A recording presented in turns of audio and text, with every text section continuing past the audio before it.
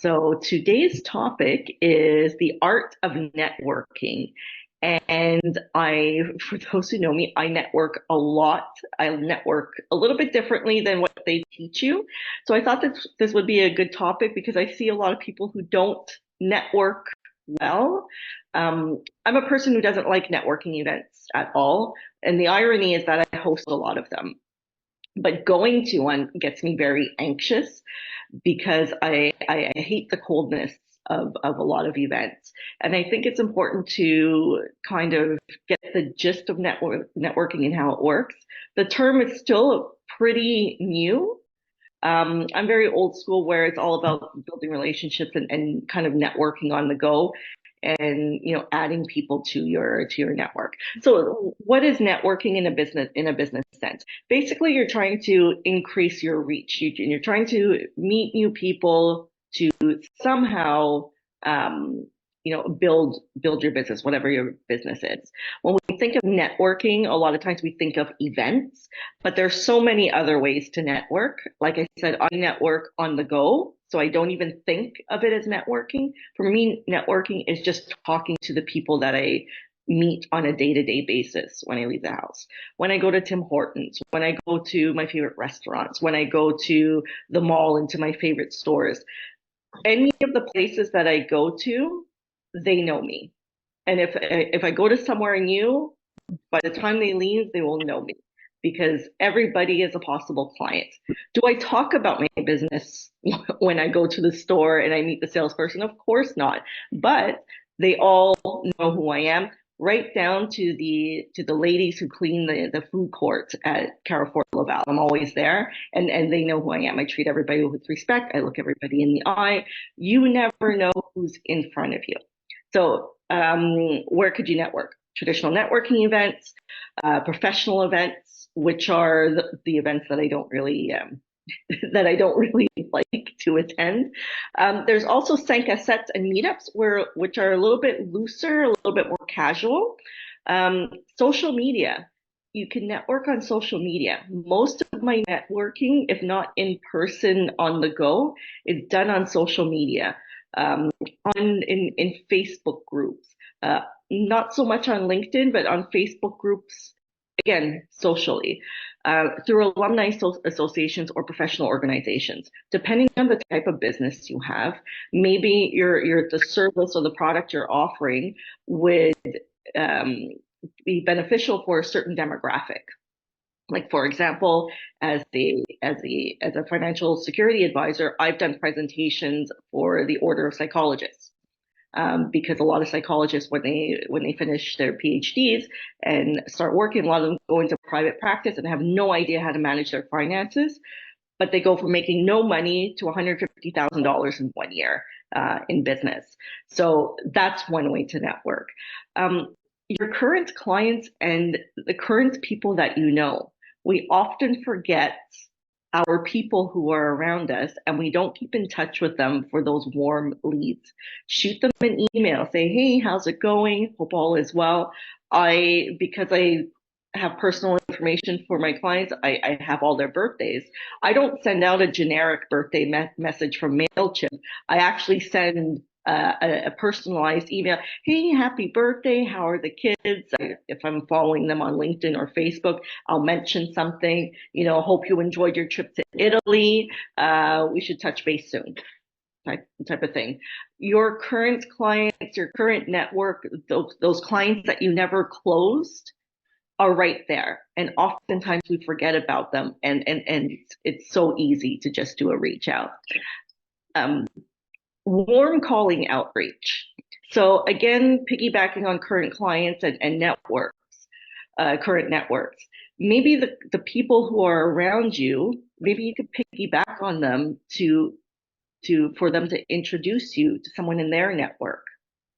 As an example, using me as a financial security advisor, one thing that I didn't even think about was it's RRSP season, so I review, the investments my clients have with me, but oftentimes I review their group RRSPs to their employer. Well, guess what? When I was working with my business development manager, he said to me, why don't you ask them where they work? I already know where they work, and who's the contact person for group benefits. And then you could add on group benefits as an offering in your business as another income source. So that's what I started doing. So your current clients, your current network, possibly piggybacking off of your current clients and current network without even trying, just asking. And there are also structured networking events like BNIs, where usually there's a membership fee, and you meet on a regular basis. Typically, it's early morning once a week, and normally with these networking groups, there's only each field has one seat. So if, let's say, you're a commercial lawyer and there's a BNI group without a commercial lawyer, you could see if you can fill that seat. Same thing for real estate investing, maybe business consulting. So those are other ways that you can network. Is there anything else that I'm missing in that I didn't touch upon? Can I say something? Sure, of course. Okay. First of all, your presentation was spot on. It was brilliant. So I just want to tell you that. The most important thing that I find is that you have to remember when you're in business for self is that you're networking 24/7. And that you don't know that it's the person sitting next to you when you're coloring your hair or any other bizarre kind of meeting that you have no idea where your clients are coming from. And if you have that perspective, no matter what crap you went through at home, you come out with a smile and you say hello to everybody. And, my mother never worked, but the one thing I learned from her is she lived in elevator buildings. Every time she walked into an elevator, whoever was there, she said hello. And I used to, when I was young, I would get upset because I thought it was really, a crazy thing. But I can understand how she was a real social butterfly and how that can get you talking to people that you never expected to talk to. So. Absolutely. That's why I network on the go. So I don't go to networking events anymore, because I don't really need to. Every day I'm meeting someone. I smile, I shake their hand, look at their face. Everybody, from the greeter at Walmart to the cashier, every single person, I treat them with respect. And because I'm looking them in the eyes, they remember you. And I brought up the ladies at the food court at Carrefour Laval. This weekend we were there, and one of them gave me a rose. So somebody had put a rose on the tray, and we started a conversation because she always sees us, myself and my husband there. What do you guys do here? Do you work in the area? And she sees us all the time. But if I didn't acknowledge her presence, she would have never remembered us. And we got into talking on what we do, et cetera, et cetera. And that's long-term networking, business building, relationship building. Gina? Hi, greetings. Love your last presentation on life insurance, by the way. So, yes. So, my question is, my approach to networking is heavily based on just like genuine curiosity for what people do, right? And I think something I observed alongside a lot of people who ask me how to network is lack of interviewing skills, really. Like there's a big part of it is, yes, I display genuine interest toward the person in front of me, but I'm not too sure how to dig for information that could potentially prove useful, right? I wonder if you have any pointers on that, on how do you really get to discover people? We can do it organically, but how do you do it purposefully? Well, that's a great question. First thing we have to remember, people love to talk about themselves. And sometimes the problem that we have is we like to talk about ourselves first. So I didn't get into this, but like the actual how to network, and then I'll point out your question, because that was one of the points that Gina, that I was going to bring up. So when you're in that process of trying to network, especially at an event, How do you do it? How do you do it effectively? And I'll break it down into 6 points. So number one, you need to define what's your purpose. Are you going there for a specific reason? Are you looking for something in particular for your business? Or are you just going to add people on LinkedIn?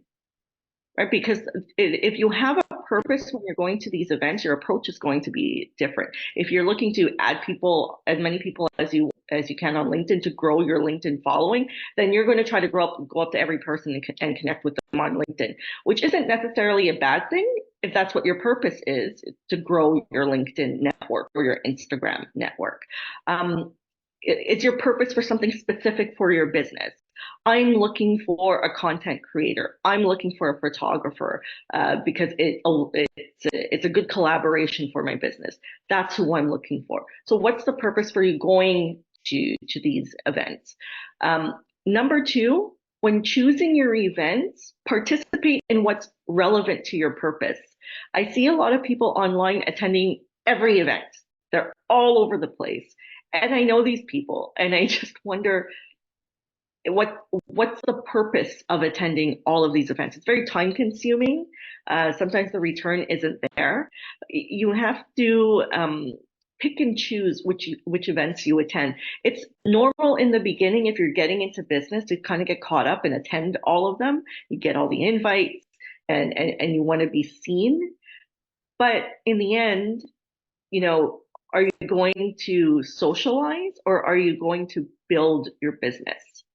And if you're not getting the returns, if you're not getting something out of it, then you're just really kind of going there to socialize, right? If you're like, some of you know that I have a tech startup. So when I start networking, when I start going to tech events, what am I looking for? I'm looking for ways to improve what the platform that I'm starting, and eventually I'm looking for investors. So I'm looking to meet with investors. So it's very purposeful. Third thing is, be genuine and authentic. I know it sounds easy, but something that irritates me is when I meet someone in person and they're completely different from their online presence, or vice versa. Has this happened to anybody, where you meet someone who's just like, go, go, go, and you meet them in person and they're like as dry as paint? Be genuine. Be genuine, be authentic, be you, because people catch on this. I am not the super hyper, jumping off the wall type of presenter. That's not me. I'm not super smiley. I'm not, the world is rainbows and whatnot. Some people are. Whatever your personality is, you have to be genuine and authentic, because at some point, people are going to read you. And we talk, we're women, we talk. We mention it and we gossip, behind the scenes about people. Be genuine, be authentic, whatever that is to you. Dana? So I have the other problem. So I'm not very good online. I'm very good in person or interacting. I just feel that something that's static kind of limits my possibilities. Do you have any tips or tricks on taking your personality, your lively personality, and putting it on paper or on something static like social media or even LinkedIn? It's hard. Like, I'm not a static graphic person, but Right. from people that I know, they tell me to make it more colorful. Make it more colorful, brighter colors. I'm not a good person with this. Like, for me, everything is just drab finance colors, like the blues and the blacks and the golds.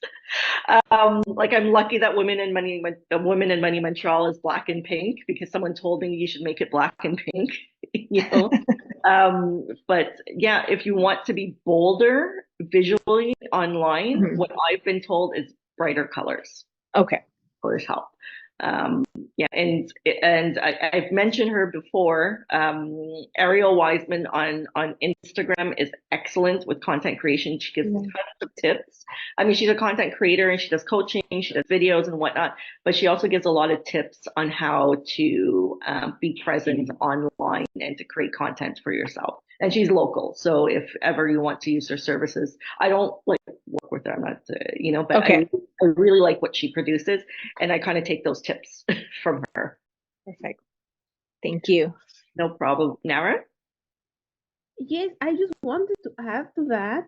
Something that has worked for me is just I know it sounds like super easy and simple, and I don't know, it doesn't make much sense, like saying be yourself, but truly like speaking to people about things you like, or starting conversations around topics you really are interested into, and just not doing the interview style questions. Why are you here? What are you doing? What is your business?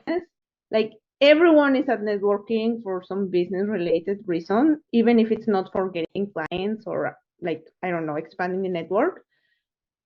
Something outside that, like if you ask something outside that, it's always like a good conversation starter. Were you there at the last Solopreneur event, Nara? I don't remember. I was. Okay. So were Mhm. you there when I started the whole sandwich thing? No. Okay. I mean, I probably was there, but on the other end of the room. Okay, so again, I'm not a big fan of networking events. There's a friend of ours who hosts networking events. That's where I met Donna actually.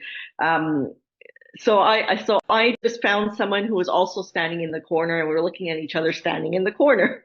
And we started with, how do you cut your sandwiches? In half or in a triangle? And then everybody else, then that's how Donna came into the circle. And then it just started from there. And then I think the other question was, when you have a tub of margarine, do you take off the whole wrapper, or do you let it flap in the wind?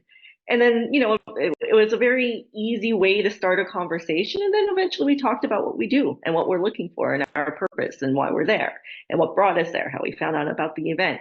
But it was an icebreaker. So, feel free to steal those two questions to start off, but people will remember you as that weird lady who asked me how I cut my sandwich at a networking event. Like the other girl, I don't remember her name, but I remember her. And if I ever need a videographer, I'll know to contact Alan and ask who she was. Okay, so what's your purpose? Participate in what's relevant to your purpose. Be genuine and authentic. Number 3, listen and be present. This goes back to Gina's question. People love to talk about themselves. When people talk, listen. Have you ever been in a conversation at, let's say, a networking event, and they're asking you, what do you do? But they're clearly not listening to you because they're just there to respond. Like they want to tell you what they do. Listen to the person. If No, you but ask, also their body language is telling you that they're looking for someone better to talk to because they're looking around instead of looking at you in the face. yeah, there's that. Or some people are just not good listeners.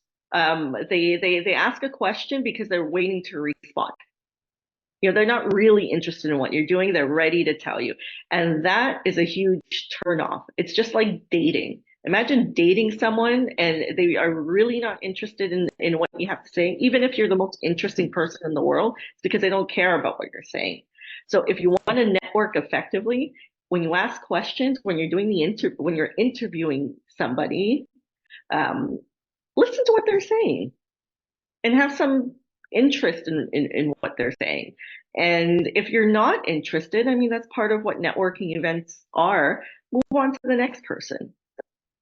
So can I just add to that? Yes. So I actually interview for a living.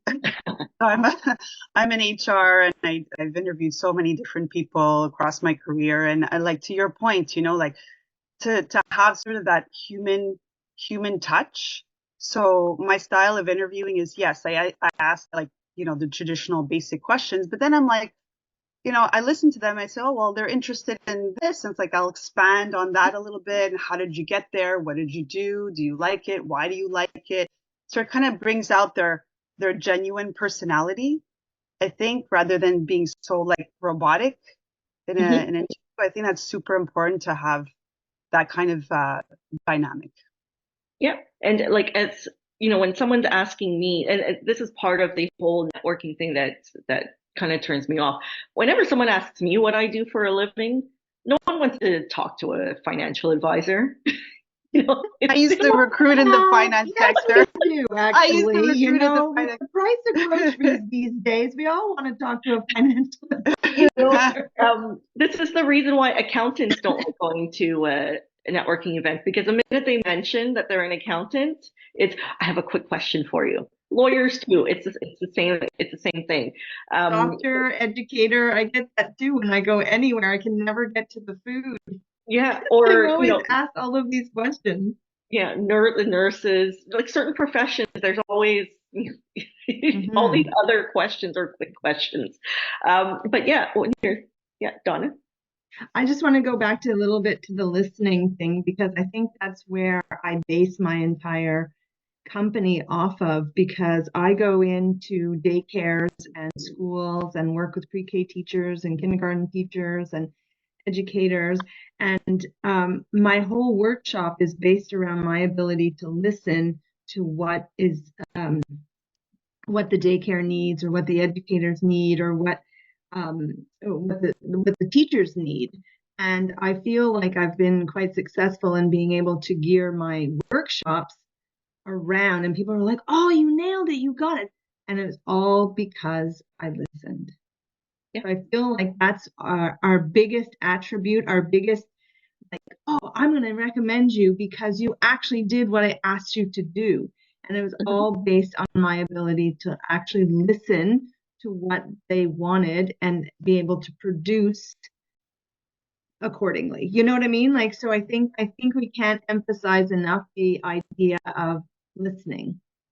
Yeah, for sure. I mean, just like being genuine and authentic, make sure to listen. It sounds so easy, but I see it when I go to events. I see people, not being genuine. I see people not listening.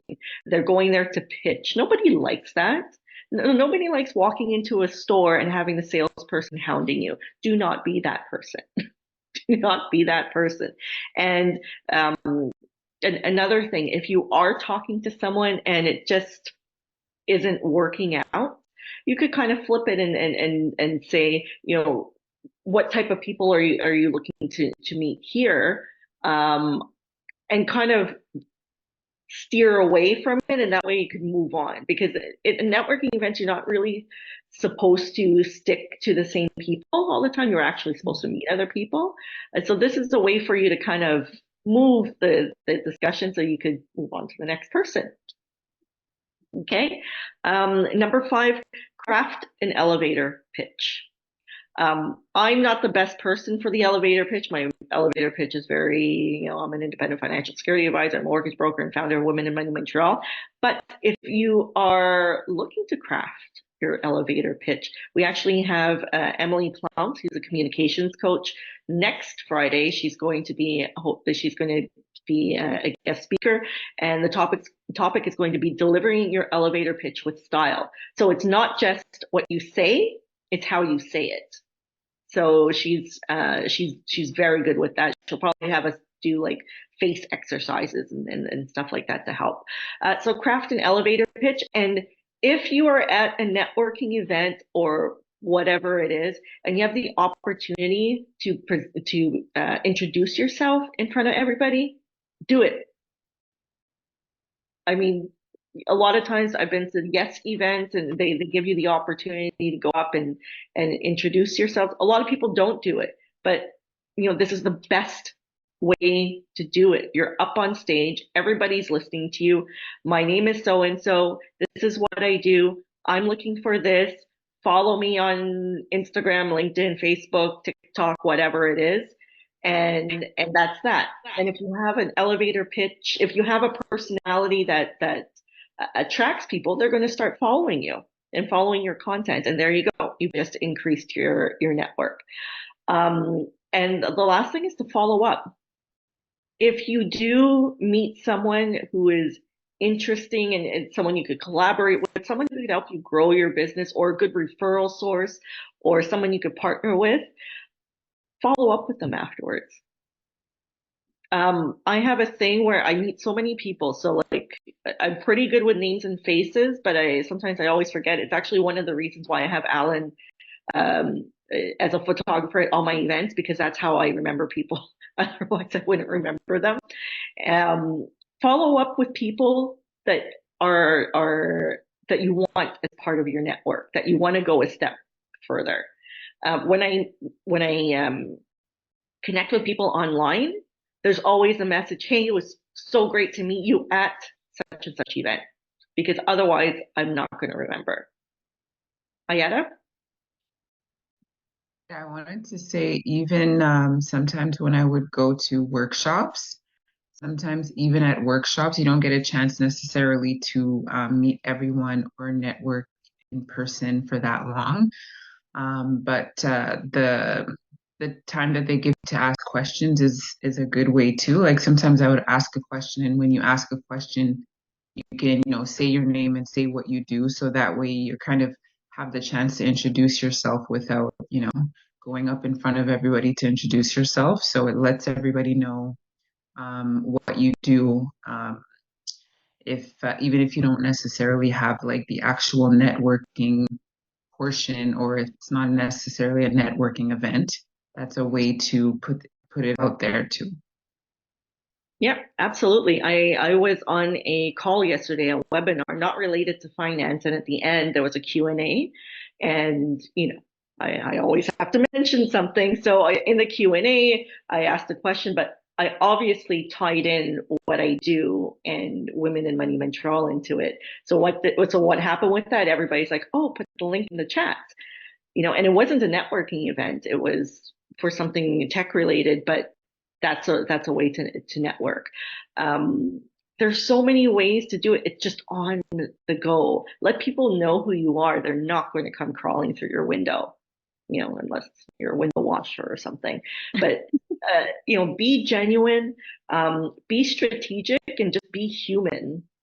Be a nice person, be an interesting person, and I don't know, that's all I have. Anybody else want to share or anything to add?